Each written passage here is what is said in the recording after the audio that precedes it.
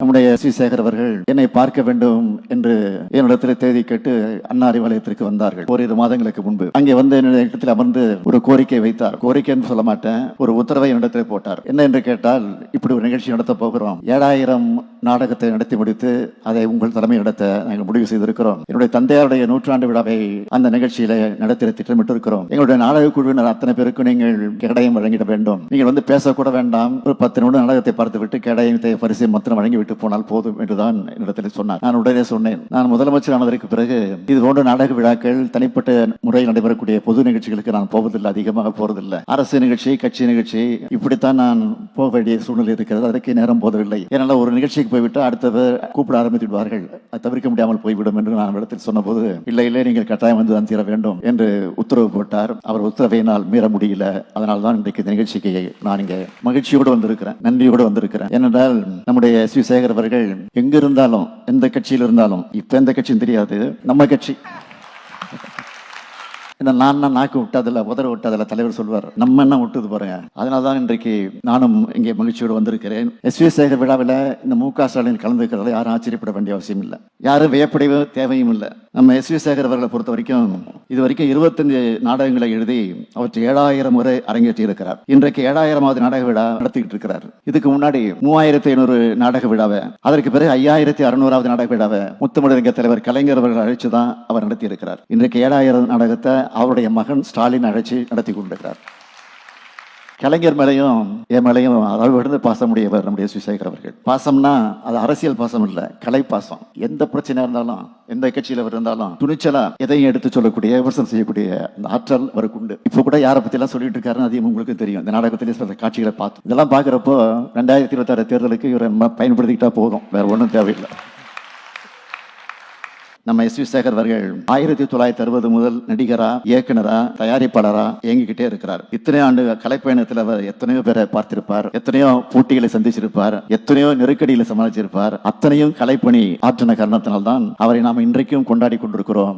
இன்றைக்கும் எதை பற்றியும் கவலைப்படாமல் தான் சார்ந்திருக்கக்கூடிய கட்சியை சார்ந்தவர்களாக இருந்தாலும் துணிச்சலோடு விமர்சனம் செய்கிறோம் ஆற்றல் அவருக்கு தான் உண்டு. அதை தொடர்ந்து நாம் இன்றைக்கு சோசியல் மீடியாக்கள் தொடர்ந்து பார்த்து கொண்டிருக்கிறோம். ஆகவே நீங்கள் வைத்த கோரிக்கை ஒன்று உண்டு. அவர் பேசுகிற போது சொன்னார், அவர் தந்தை வாழ்ந்த அந்த மயிலாப்பூர் பகுதியில் இருக்கக்கூடிய தெருவுக்கு அவருடைய தந்தையாருடைய பெயரை வைக்க வேண்டும் என்று கோரிக்கை வைத்தார்கள். நிச்சயமா, உறுதியா அந்த பெயர் விரைவில் மாநகராட்சி மன்ற கூட்டத்தில் தீர்மானமாக வடித்தெடுக்கப்பட்டு அந்த பெயர் நிச்சயமாக விரைவில் சூட்டப்படும் என்பதை தெரிவித்து, நீங்கள் வைத்த கோரிக்கையை நான் நிறைவேற்றியிருக்கிறேன். நான் ஏற்கனவே வைத்த கோரிக்கை நீங்கள் நிறைவேற்ற வேண்டும் என்று கேட்டு விடைபெறுகிறேன். நன்றி, வணக்கம். மொபைல் நேயர்களுக்கு வணக்கம். நேற்று முதல்வர் ஸ்டாலின் அவர்கள் வந்து பார்த்தாங்க அப்படின்னா சேகர் நாடகத்திற்கு அவர் வந்து ஒரு சிறப்பு அழைப்பாளராக வந்திருந்தாரு. ஆனா இது அவருடைய 70,000வது நாடகம். இதுக்கு முன்னாடி வந்து பார்த்தீங்கன்னா கலைஞர் முதல்வராக இருக்கும் போது, முதல்வர் ஸ்டாலின் அவர்கள் வந்து துணை முதல்வராக இருக்கும் போது வந்து இவருடைய நாடகத்திற்கு வந்து 2 பேருமே வந்து சீஃப் கெஸ்டா வந்து பங்கேற்றாங்க. இவர் பலமுறை வந்து சொல்லுவாரு, சேகர் அவர்கள் வந்து கலைஞர் முதல்வராக இருக்கும் போதும் ஸ்டாலின்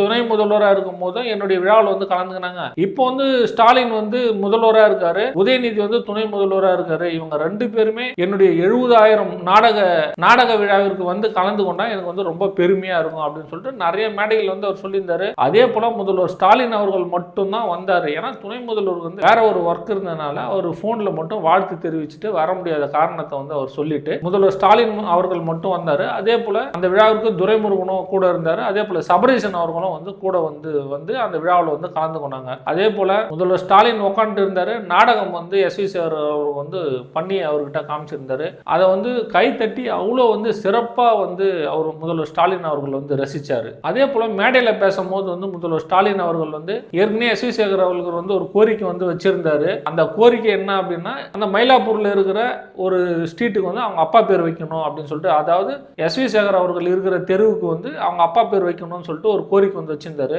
அது வந்து இந்த வாட்டி மாநகராட்சி கூட்டத்தில் இது வந்து நிறைவேற்றி கண்டிப்பா வந்து அவங்க அப்பா பேர் வைக்கப்படும் அப்படின்னு வந்து அவர் வந்து சொல்லியிருக்காரு. அதே போல முதல்வர் ஸ்டாலின் அவர்கள் வந்து சேகர் கிட்ட நிறைய விஷயங்கள் வந்து பர்சனலா வந்து பேசியிருக்காரு. நீங்க எப்போ வந்து கட்சிக்கு வர போறாங்க அப்படின்னு பர்சனலா வந்து இதுக்கு முன்னாடி வந்து பேசியிருக்காரு. அதையும் மேடையில் வந்து உடைச்சிருக்காரு முதல்வர் ஸ்டாலின் அவர்கள் வந்து. வந்து நான் சொன்னனே அது என்ன ஆச்சு, நீங்க எப்போ வர போறீங்க அப்படின்னு வந்து அவர் வந்து மேடையில் வந்து சொல்லும் போது அவருக்கு வந்து ஒரே சிரிப்பு வந்து தாங்கலை. ஆனா இதுக்கு ஒரு காரணமும் வந்து கண்டிப்பா இருக்கு. ஏன் அப்படின்னா பிராமணர்களுக்கு 2 எம்எல்ஏவாவது நீங்க வந்து கண்டிப்பா வந்து கொடுக்கணும், எங்களுக்கு வந்து கொஞ்சம் வாழ்வாதார மேம்படுத்தி வந்து கொஞ்சம் கொடுக்கணும்னு சொல்லிட்டு முதல்வர் ஸ்டாலினிடம் வந்து அவர் ரொம்ப வருஷத்துக்கு முன்னாடி வந்து கோரிக்கை வந்து வச்சிருந்தாரு. நீங்க எனக்கு அது மாதிரி செஞ்சீங்க அப்படின்னா நான் வந்து திமுக இணையத்துக்கு வந்து ரெடியா இருக்கிறேன் அப்படின்னு சொல்லிட்டு. இதுக்காக தான் இன்னும் அவர் திமுக இணையாததுக்கு ஒரே ஒரு காரணம். ஆனா முதல்வர் ஸ்டாலின் அவர்களே வந்து மேடையில சொன்னனால எஸ்.வி. சேகர் அவர்கள் திமுக எப்போ ஒன்னாலும் இணையலாம், ஆனா இந்த தேர்தலுக்கு முன்னாடியே இணைவார் அப்படின்னு சொல்லிட்டு எல்லாருமே வந்து எதிர்பார்த்து கொண்டு இருக்காங்க. அதே போல எஸ்.வி. சேகரை பத்தி ஒரு 4 வார்த்தை புகழ்ந்து வேற முதல்வர் ஸ்டாலின் அவர்கள் வந்து பேசினார். அப்படி என்ன பேசினார் அப்படின்னா,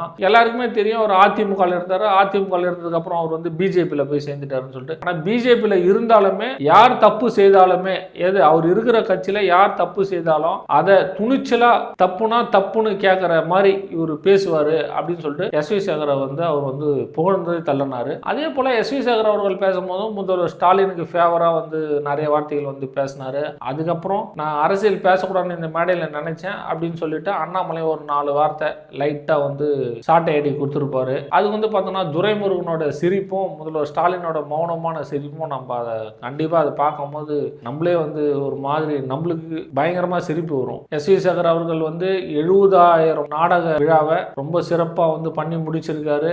எஸ்.வி. சேகர் அவர்கள் வந்து திமுக எப்ப வந்து இணைய போறாரு அப்படின்னு சொல்லிட்டு நம்ம பொறுத்திருந்து பார்க்கலாம். அவர் இணைஞ்சிட்ட உடனே அடுத்த செய்திகளை நம்ம பார்க்கலாம். நன்றி, வணக்கம்.